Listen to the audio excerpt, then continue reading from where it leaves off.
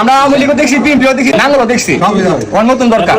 ইসলামের পক্ষে আমরা ওটা জামাতের দরকার, আমরা জামাত দরকার। ইনশাআল্লাহ, ইনশাআল্লাহ। আসসালামু আলাইকুম।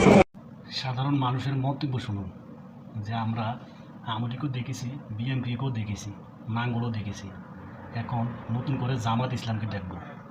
আপনি কি মনে করেন এই মানুষগুলোর মন জয় করা কি এত সহজ হয়েছে? এত সহজ ছিল না জামাতের পক্ষে। শিবিরের ফলাফাইনগুলো সততার কারণে, আন্তরিকতার কারণে, সামাজিকমূলক কাজ করার কারণে আজকে জামাতের জোয়ার সারা বাংলাদেশে ভেসে যাচ্ছে। আপনিও আপনার দলকে প্রতিষ্ঠিত করার জন্য সামাজিকমূলক দেশের মানুষের উপকার হবে এই ধরনের কাজগুলো করুন।